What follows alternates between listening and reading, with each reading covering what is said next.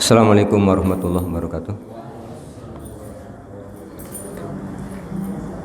Innal hamdalillah nahmaduhu wa nasta'inuhu wa nastaghfiruh wa na'udzu billahi min shururi anfusina wa min sayyiati a'malina may yahdihillahu fala mudhillalah wa may yudlilhu fala hadiyalah. Asyhadu an la ilaha illallah wahdahu la syarika lahu wa asyhadu anna Muhammadan abduhu wa rasuluh. Allahumma shalli ala Muhammad wa ala ali Muhammad kama shallaita ala Ibrahim wa ala ali Ibrahim wa barik ala Muhammad wa ala ali Muhammad kama barakta ala Ibrahim wa ala ali Ibrahim innaka Hamidum Majid. Ibu bapak yang mudah-mudahan dirahmati oleh Allah, syukur alhamdulillah, marilah senantiasa kita panjatkan kehadirat Allah Subhanahu wa taala atas seluruh limpahan nikmat yang telah Allah berikan kepada kita. Sholawat, salam, dan keberkahan kita mohonkan kepada Allah agar senantiasa tercurah kepada Rasulullah Muhammad sallallahu alaihi wasallam dan keluarganya, sebagaimana Allah telah mencurahkan sholawat, salam, dan keberkahan kepada Nabi Allah Ibrahim alaihissalam dan keluarganya. Melanjutkan kajian tafsir Al-Quran masih di surah Al-Baqarah. Pada pagi hari ini kita akan mengkaji dua ayat, yaitu ayat yang ke-49 sampai dengan ayat yang ke-50. Allah Subhanahu wa taala telah berfirman, a'udzubillahi minasyaitonirrajim, bismillahirrahmanirrahim. Wa idz najjaynakum min ali fir'auna yasumunakum su'al 'adzabi yudzabbihuna abna'akum wa yastahyuna nisa'akum wa fi dzalikum bala'un mir rabbikum 'adzim. Wa idz faraqna bikumul bahra fa anjaynakum wa aghraqna ala fir'auna wa antum tangdurun. Wa idz, dan ingatlah ketika najjaynakum, kami selamatkan kalian, min ali fir'auna, dari Fir'aun dan para pengikutnya, yasumunakum, mereka menimpakan kepada kalian, su'al azabi, siksaan yang sangat buruk, yudzabbihuna, mereka menyembelih, abna'akum, anak laki-laki kalian, wa yastahyuna, dan mereka membiarkan hidup, nisa'akum, anak-anak perempuan kalian. Wa fi dzalikum, dan pada yang demikian, balaun, ujian, mir rabbikum, dari Tuhan kalian, azimun, yang sangat besar. Wa id, dan ingatlah ketika farokna, kami telah membelah, bikum, untuk kalian, al-bakhra, lautan, fa anjaynakum, kemudian kami selamatkan kalian, wa agrokna, dan kami telah tenggelamkan, ala fir'auna, Fir'aun dan pengikut-pengikutnya, wa antum, dan kalian, tangduruna, kalian menyaksikan. Di ayat yang ke-49 dan ayat 50, Allah mengisahkan kepada kita satu peristiwa yang telah terjadi di masa lalu. Karena Al-Quran, ibu bapak, juga berisi tentang kisah-kisah umat-umat terdahulu. Maka kalau kita membaca Al-Quran, kita akan menjumpai ada informasi gaib masa lalu dan ada informasi gaib masa depan.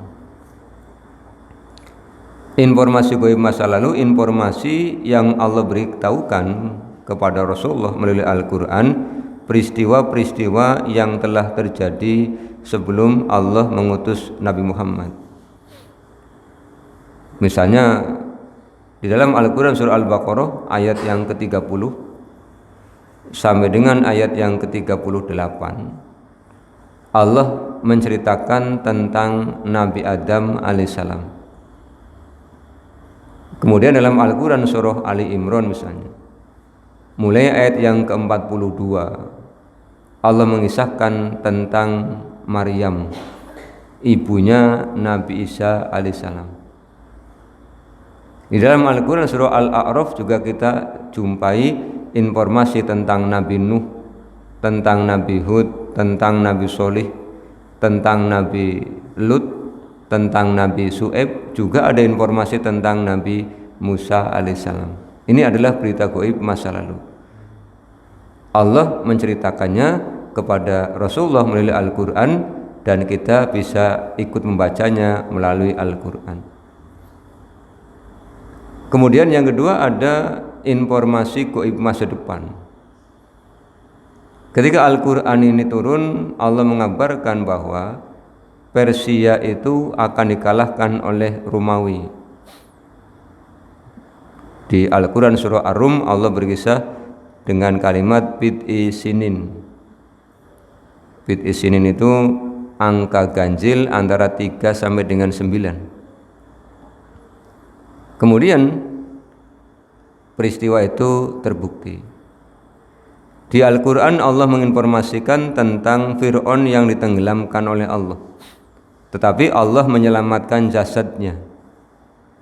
Kemudian sekitar abad ke-18-19 diadakan penelitian arkeologi, ditemukanlah jasad Fir'aun. Sementara Al-Quran itu menginformasikannya pada abad ke-6, abad ke-7. Jadi rentangnya 11 abad kemudian baru ditemukan jasad Fir'aun. Al-Quran juga menginformasikan kepada kita peristiwa-peristiwa akan datang yang pasti terjadi. Apa misalnya? Kematian. Kematian ini pasti terjadi, dan ini gaib, karena tidak ada orang yang diberitahu kapan kematiannya. Nanti lihat Al-Quran surah Luqman ayat yang ke-34. Termasuk di antara peristiwa yang Allah rahasiakan kejadiannya adalah di mana kita akan mati. Ini peristiwa gaib yang akan terjadi. Kemudian Allah menginformasikan tentang Yaumus Sa'ah, hari kehancuran alam semesta, atau kita biasa menyebutnya hari kiamat. Ini pun informasi gaib masa depan yang pasti terjadi. Allah merahasiakan waktunya. Tidak Allah beritahukan kepada siapapun, termasuk kepada Rasul, termasuk kepada malaikat Jibril. Nanti lihat di dalam kitab Sahih Al-Bukhari, ketika malaikat Jibril datang ke Rasulullah untuk menanyakan kapan datangnya hari kiamat, Rasulullah menjawab, yang bertanya dan yang ditanya sama-sama tidak mengetahui. Rasulullah hanya menjelaskan tanda-tandanya saja. Kemudian akhirat juga informasi gaib yang akan terjadi, pasti akan terjadi. Ibu bapak yang mudah-mudahan dirahmati oleh Allah, di ayat ke-49 dan ayat 50 ini informasi gaib masa lalu. Allah mengisahkan kepada kita melalui Al-Quran ada peristiwa yang pernah dialami oleh orang-orang Bani Israel. Kita ingat, kalau Bapak Ibu membaca Al-Quran surah Yusuf, sejarah masuknya Bani Israel ke Mesir diawali dari Nabi Yusuf dengan saudara-saudaranya, dengan ayahandanya. Pertama yang masuk ke Mesir kan Nabi Yusuf dulu. Ketika dibuang oleh saudara-saudaranya, dimasukkan ke dalam sumur.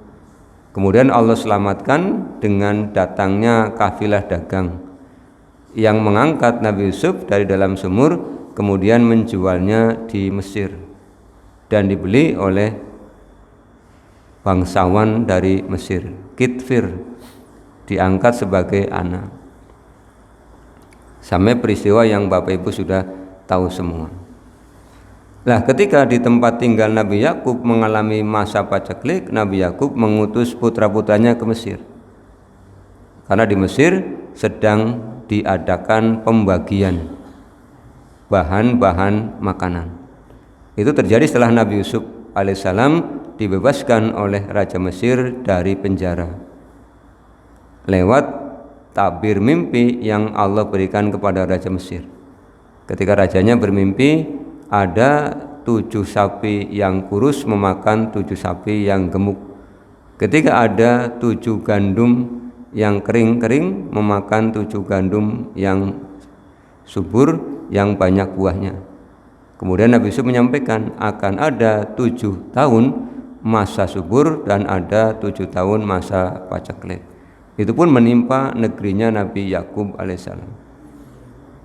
Nah, ketika negerinya Nabi Yakub alaihissalam ini ikut paceklik, maka Nabi Yakub mengutus putra-putranya untuk datang ke Mesir agar bisa mendapatkan bantuan dari Mesir. Kemudian pulang. Nah, ketika datang lagi, Yusuf menyampaikan kalau tidak membawa saudara mereka Bunyamin, maka tidak akan diberikan bantuan. Kemudian datang lagi membawa Bunyamin. Dan Nabi Yusuf sengaja memasukkan takaran yang terbuat dari emas ke dalam kantongnya Bunyamin. Sebab di negeri itu hukumannya adalah orang yang ketahuan mencuri ditinggal di negeri di mana dia mencuri. Ini disengaja oleh Nabi Yusuf agar Bunyamin ditinggal di Mesir. Sampai kemudian mereka kembali kepada ayahnya mengadukan tentang peristiwa itu. Kemudian Nabi Yusuf berkirim bajunya untuk mengobati kedua mata ayahandanya Nabi Yakub yang buta. Setelah itu kemudian Nabi Yakub dan putra-putranya itu masuk ke Mesir, datang ke Mesir dan mereka tinggal di sana. Ini awal mula Bani Israel itu tinggal di Mesir. Dari jumlahnya hanya sedikit, Nabi Yakub dengan putra-putranya sampai kemudian jumlahnya menjadi ratusan ribu orang setelah sekian ratus tahun. Lah, ketika Musa belum lahir, itu yang berkuasa adalah Fir'aun. Fir'aun ini bukan nama orang, Bapak Ibu ya. Fir'aun ini adalah gelar yang digunakan oleh raja-raja Mesir. Kalau dalam sejarah namanya Ramses II. Itu Fir'aun yang hidup di zaman Nabi Musa. Karena Nabi Ibrahim juga pernah ke Mesir dan bertemu dengan Fir'aun juga. Tapi bukan Fir'aun yang hidup di zaman Nabi Musa, Fir'aun yang hidup di zaman Nabi Ibrahim. Lebih duluan ini berarti. Ini anak keturunannya. Fir'aun itu bermimpi melihat api yang keluar dari arah Baitul Maqdis. Kemudian mendatangi rumah-rumah orang Kipti. Dalam bahasa Inggrisnya Mesir disebut dengan Egypt. Kipti. Ketika Fir'aun bertanya kepada ahli nuzumnya, para peramalnya, mereka menjawab bahwa kekuasaan Fir'aun akan diambil oleh anak keturunan Bani Israel. Maka kemudian Fir'aun mengeluarkan perintah agar menunggui wanita-wanita Bani Israel yang akan melahirkan. Karena diramalkan yang akan mengambil kekuasaannya adalah anak laki-laki dari Bani Israel, maka setiap bayi yang lahir itu harus dibunuh. Itu perintah dari Fir'aun. Makanya Allah kisahkan di ayat ini. Kata Allah, dan ingatlah ketika kami selamatkan kalian dari Fir'aun dan para pengikutnya. Mereka, Fir'aun dan para pengikutnya, menimpakan siksaan yang buruk. Apa siksaan itu? Menyembelih anak-anak laki-laki kalian dan membiarkan hidup anak-anak perempuan kalian. Jadi kalau bayinya lahir laki-laki pasti akan dibunuh. Tapi kalau bayinya lahir perempuan akan dibiarkan hidup. Fir'aun punya rencana agar kekuasaannya aman. Tetapi Allah juga punya rencana. Begitu Nabi Musa lahir, Allah perintahkan kepada ibundanya agar memasukkan Fir'aun ke dalam kotak dan menghanyutkannya di sungai Nil. Allah kirimkan Nabi Musa ke tempatnya Fir'aun. Jadi orang yang nanti besarnya akan mendakwai Nabi Musa, akan mendakwai Fir'aun. Jadi ketika Nabi Musa nanti besar akan mendakwai Fir'aun, yang dicari-cari malah Allah kirimkan ke Fir'aun langsung. Iya kan, Fir'aun itu menyembelih putra-putra Bani Israel dalam rangka mengamankan kekuasaannya. Itu rencana Fir'aun. Allah rencananya lain. Allah kirimkan ke rumahnya Fir'aun dan dipelihara oleh Fir'aun beserta istrinya. Maka ketika bayi itu sampai di tempat pemandiannya Asiyah, isinya Fir'aun, Allah tanamkan kecintaan kepada hati Asiyah. Diambillah dan diangkatlah menjadi anak angkat, tinggal di istananya Fir'aun. Jadi orang yang akan mengalahkannya malah dirawat, dididik, dibesarkan di istananya. Ini rencana Allah. Makanya di Al-Quran Allah menyampaikan wa makaru wa makarallah. Mereka punya rencana, Allah juga punya rencana. Dan Allah adalah sebaik-baik pembuat rencana. Sama dengan kisah ketika orang-orang Israel itu hendak mengeksekusi Nabi Isa melalui tangan orang-orang Romawi. Maka Allah angkat Nabi Isa, Allah selamatkan Nabi Isa, Allah wafatkan Nabi Isa. Ini rencana Allah SWT. Demikian juga ketika orang-orang Quraisy dulu hendak menangkap Rasulullah di malam hijrah. Mereka kirimkan para pemuda untuk menangkap Rasul.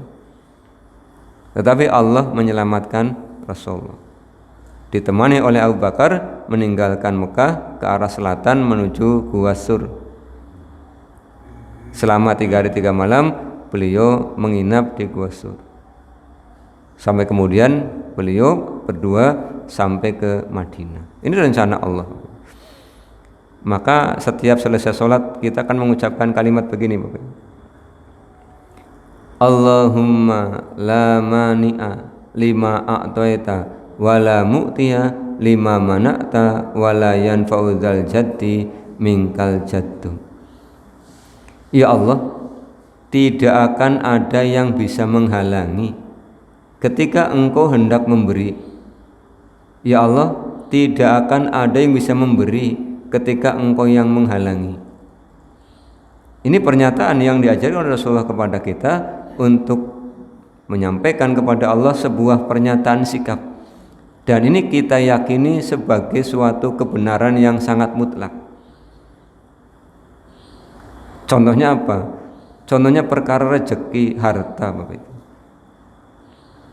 Orang dihalang-halangi dapat rezeki harta, kalau Allah kehendaki tetap dapat. Tapi kalau tidak dikehendaki oleh Allah, sudah di tangan pun bisa lepas. Misalnya ini, contoh yang sederhana saja. Ada orang beli motor.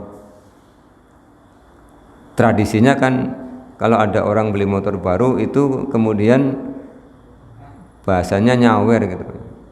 Nyawer. Ini kalau Allah kehendaki dapat rezeki, tidak ikut sereg-seregan ngakali sawer, itu uang logam itu ngelundung marani sendiri, Pak. Nyenengan lagi berdiri tahu-tahu ngelundung, ambil lumayan 1.000 rupiah. Ini bukti Allah menginginkan jenengan yang dapat. Tapi ada yang tidak dikehendaki, sudah dipegang tahu-tahu nyeletik ngelundung maning, diambil temannya, ini belum rezekinya. Atau orang punya tambak banteng, hari ini sudah didatangi juragan, besok panen, malamnya hujan deras. Begitu hujan deras, tambaknya airnya meluap, bandengnya pada keluar, pergi, pindah ke balong yang lain. Paginya ketika mau panen, udah tidak ada. Ini bukti bahwa kalau Allah tidak hendak memberikan sesuatu, ya tidak akan kita dapatkan. Makanya ada tulisan menarik, Bapak Ibu. Rezeki itu tidak mungkin tertukar. Beda dengan sandal jepit katanya. Kalau sandal jepit bisa saja tertukar.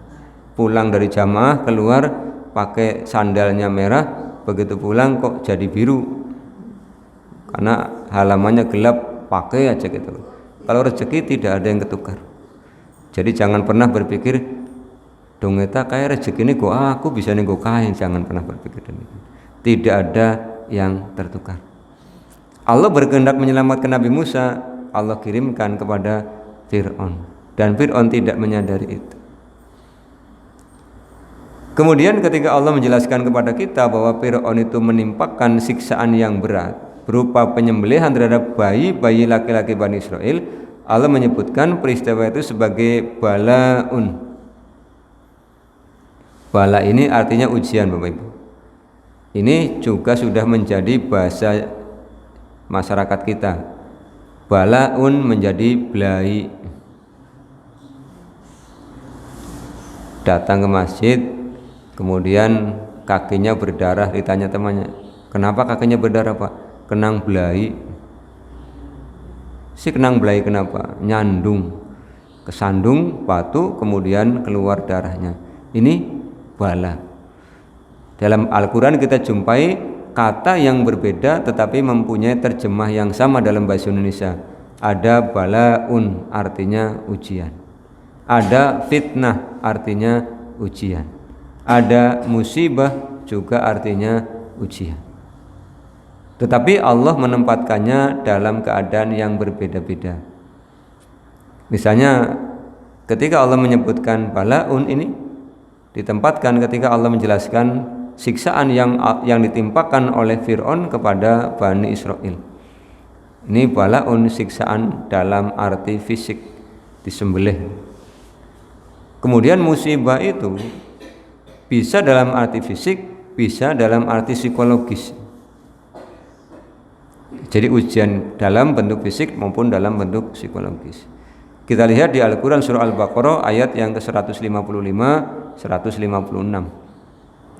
Allah Subhanahu wa taala menyampaikan, wala nabluwannakum bisyai'im minal khaufi wal ju'i wa naqsim minal amwali wal anfusi was samarat wa basyiris sabirin alladzina idza asabathum musibah qalu inna lillahi wa inna ilaihi raji'un ulaika alaihim sholawatun mir rabbihim wa rahmah wa ulaika humul muhtadun. Dan sungguh kami akan uji kalian dengan sedikit rasa takut. Apa yang paling ditakuti oleh manusia, Bapak Ibu? Apa yang paling ditakuti oleh manusia? Apa Bu? Kematian. Yang paling ditakuti oleh manusia adalah kematian. Pertanyaannya, kenapa manusia takut mati? Belum siap. Berarti kalau mau mati disiapkan dulu begitu ya. Karena belum siap sih. Ini kayak upacara saja disiapkan. Iya. Kalau cerita kematian kepada anak-anak muda yang belum nikah, jawabannya, Pak, jangan cerita kematian. Kenapa? Belum nikah. Kalau sudah nikah, jangan cerita kematian. Belum apa? Belum punya anak. Kalau sudah punya anak, jangan cerita kematian. Anak-anak masih kecil. Nanti kalau sudah anak-anaknya besar, belum punya menantu. Kalau sudah punya menantu, jangan cerita kematian. Belum punya cucu. Intinya apa? Betah, tidak pengen pada meninggal, kan Bapak Ibu? Iya. Gambarannya kan begini, Pak. Kita itu kan tiap hari menyebut-nyebut nama Allah. Dari mulai mau tidur. Mau tidur ingat Engkau ya Allah. Bismika Allahumma ahya wa bismika amut. Bangun tidur yang kita ingat langsung Allah. Alhamdulillahilladzi ahyana ba'dama amatana wa ilaihin nusur. Mau masuk kamar mandi ingat Allah.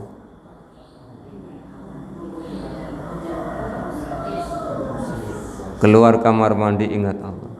Sudah pakai pakaian sholat ingat Allah. Allahu Akbar. Mau makan sahur ingat Allah. Bismillah. Selesai makan sahur ingat Allah. Keluar rumah mau ke masjid ingat Allah. Ini kan orang yang cinta namanya. Kenapa? Yang dicintai namanya disebut-sebut. Lah sekarang diberitahu Bapak Ibu mau dijemput,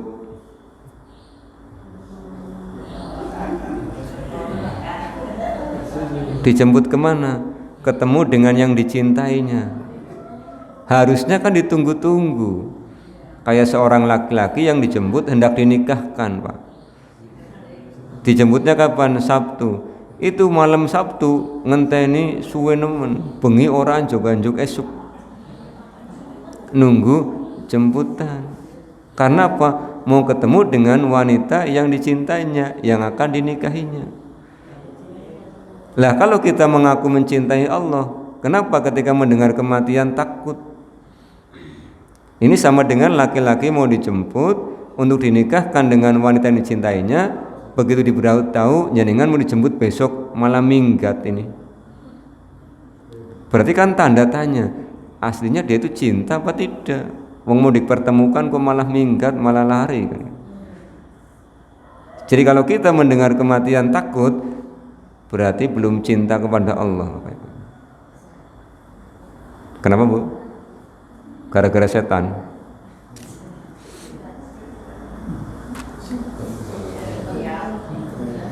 Iya. Makanya bagaimana caranya agar kita mencintai Allah? Lihat Ali Imran ayat yang ke-31 32 itu. Kalau ingin mencintai Allah, ikutilah Nabi Muhammad. Fattabi'uni, kata Allah begitu. Ini ujian yang kita hadapi, di antaranya rasa takut, dan rasa takut yang menghinggapi hati manusia paling besar adalah takut mati. Orang beriman tidak boleh, karena ketika bicara tentang kematian berarti bicara tentang jemputan untuk bertemu dengan yang dicintainya, Allah Subhanahu wa ta'ala. Bukankah Bapak Ibu semua punya cita-cita untuk masuk surga? Dan pintu untuk masuk surga ya lewat kematian dulu. Karena surga kan di akhirat. Perjalanannya lewat kematian. Kemudian nanti sampai di barzah, hari kiamat, dibangkitkan sampai di mahsyar, disidang di mahsyar, kemudian lewat sirat, sukses, baru sampai ke surga. Terus yang kedua, kenapa kematian?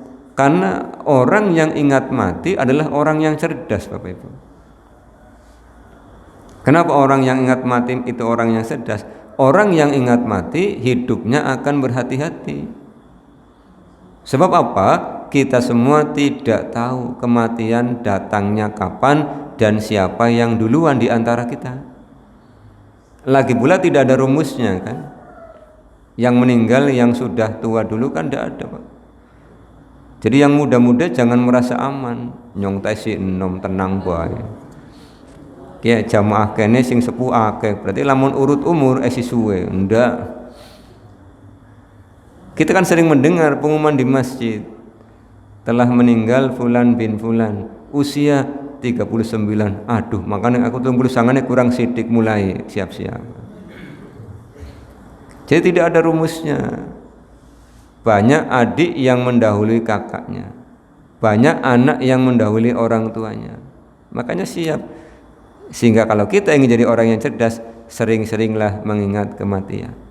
Supaya apa? Supaya kita berhati-hati dan tidak berbuat dosa. Jangan sampai lalai berbuat dosa, lah pas berbuat dosa kematian menghampiri kita. Ini yang digambar kalau Rasulullah, ada orang yang menempuh jalan ke surga, kemudian dia memilih takdir ke neraka, maka dia akan masuk neraka. Dari muda mentaati Allah, begitu sudah usia lanjut malah mencoba maksiat.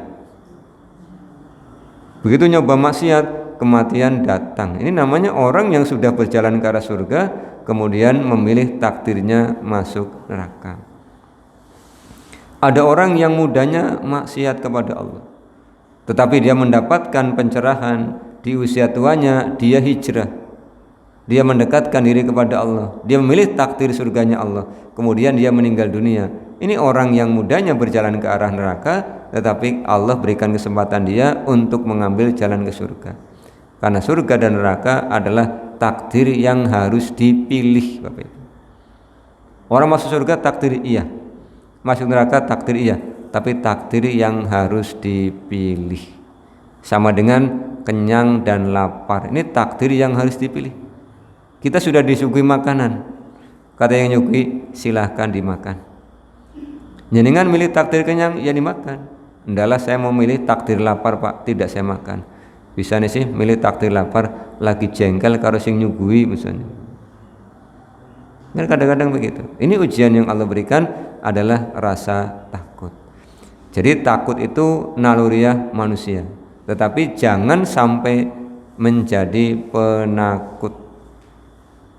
Kan beda antara takut dengan penakut. Karena takut ini bermanfaat. Kalau kita tidak punya rasa takut, ya banyak manusia cepat meninggal dunia. Jalan di jalan raya di klakson orang gelem minggir. Kan ini orang minggir, orang wedi tubruk kendaraan kan. Karena punya rasa takut, minggir, jalan di sebelah kiri gitu kan. Ini ujian yang Allah berikan. Kemudian yang kedua diuji oleh Allah dengan rasa lapar. Wal ju'i. Dan di bulan Ramadan ini kita benar-benar menikmati ujian itu. Antara 14 sampai 15 jam. Tapi Allah masih memberikan kesempatan pada kita rizki untuk berbuka. Di tempat lain mungkin ada orang yang laparnya tidak hanya Ramadan, tiap hari, tiap bulan.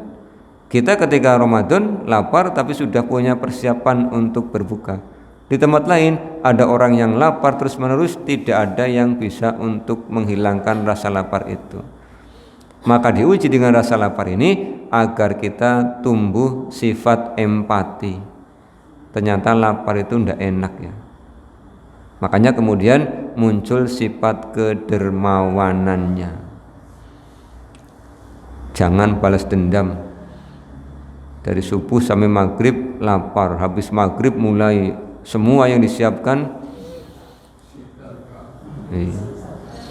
Begitu adzan isya kayong pantraweh aras-arasan gitu. Bisa nih wareg nemen kan gitu.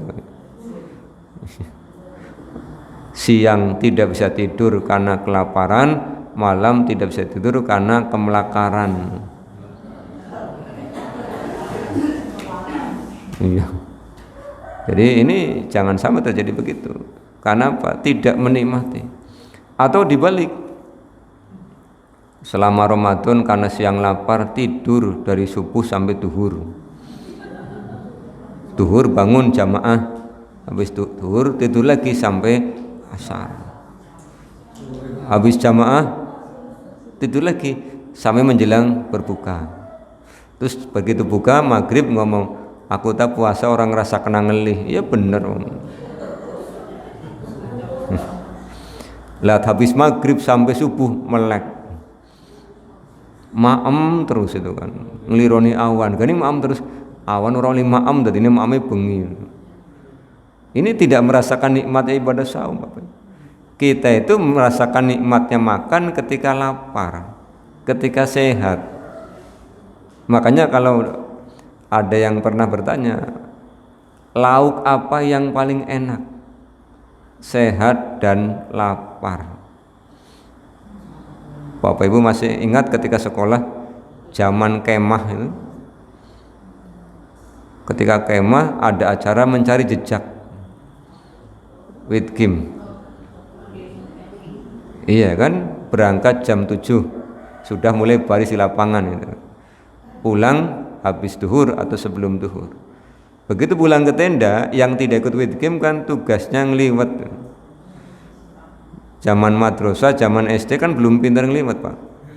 Sehingga kadang nasinya setengah matang. Kalau telur setengah matang kan enak. Kalau nasi setengah matang kan ngeledis gitu kan. Tapi begitu pulang with Kim dalam keadaan lapar, keringat bercucuran, sehat, nasi yang setengah matang pun bilang enak, enak nemen Pak. Karena apa? Sehat. Karena apa? Lapar. Coba ketika bapak ibu sakit kan, ditawari oleh anaknya, bapak pengen apa Pak? Sate Pak? Ora. Roti Pak? Ora. Ini Bapak Ibu, kalau kita sehat tidak ada yang nawari Pak.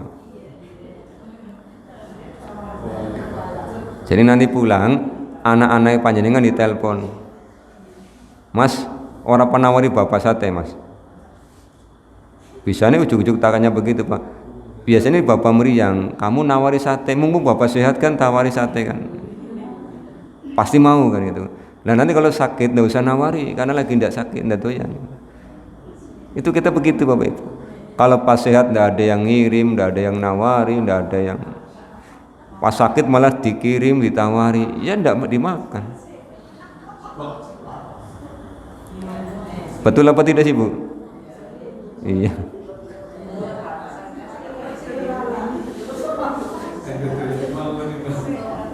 Iya, makanya mumpung enda doyan makan, nawarinya pas sehat. Pas sakit malah ditawari yang enak-enak, ya ndak doyan, memang ndak enak. Iya. Ditanya, Bapak pengen apa Pak? Jawabannya apa? Pengen sehat, jawabannya gitu. Lah mumpung sehat tawari Pak. Ya. Iya. Jadi nanti yang apa Bu? Ayam bakar, ya boleh, nanti telepon putranya, Mas, Ibu pengen ditawari ayam bakar ini, tawari. Itu lapar itu membuat makan jadi nikmat. Makanya oleh Allah diuji dengan rasa lapar. Wa naqsim minal amwal, diuji oleh Allah dengan kekurangan harta. Harta yang Allah berikan sudah Allah tetapkan qadarnya masing-masing. Kata Allah, wallahu yakbitu wa yabsuthu wa ilaihi turja'un. Allah akan lapangkan dan akan sempitkan rizki. Ini berupa harta sudah kita rasakan. Orang kembar saja rezekinya belum tentu sama. Sama-sama jualan, rendeng-rendeng. Yang satu sibuk melayani, yang satu sibuk nonton yang melayani. Iya, tapi halamannya luas. Nah, supaya bisa dapat dua-duanya kerjasama saja. Silakan parkir di sini, beli di sana. Jadi yang ini tidak laris tapi dapat parkiran lumayan banyak. Jangan ditulisi dilarang parkir kecuali beli. Tulis saja silakan parkir, yang penting bayar kan. Kalau sehari yang parkir 400 motor kali 2000 kan lumayan. 800.000 ping sawulan pira Bapak Ibu?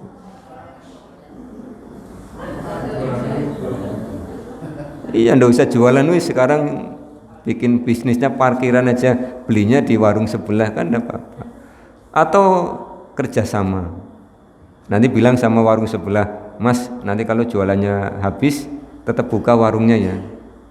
Jual apa Pak? Ini dagangan saya geser ke sana. Nanti kita bagi dua untungnya. Kan lumayan. Hasil parkirnya nanti kita bagi 3. Aku 2, kamu 1 kan gitu. Ini kolaborasi. Kadang-kadang manusia itu muncul sifat dengkinya. Sama-sama jualan, yang satu laris, yang satu tidak, mulai sesek dadanya gitu. Iya kan, dengki itu begitu. Dengki itu kan cirinya susah melihat orang sukses, susah melihat orang sukses, senang melihat orang susah kan gitu. Itu dengki itu muncul begitu. Allah uji dengan kekurangan harta. Kemudian Allah uji kita dengan kekurangan jiwa, kekurangan diri, termasuk Allah sudah menyampaikan dalam Al-Quran surah Yasin itu, wa manu amirhu nunakisu fil khalqi afala yaqilun. Yang dipanjangkan usianya dikurangi kejadian-kejadiannya. Saya tanya ibu-ibu, ibu-ibu dulu ketika SMP larinya banter apa lambat?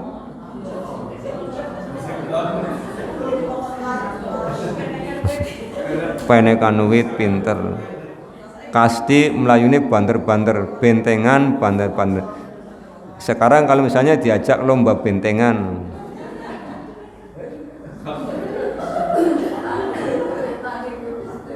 Iya.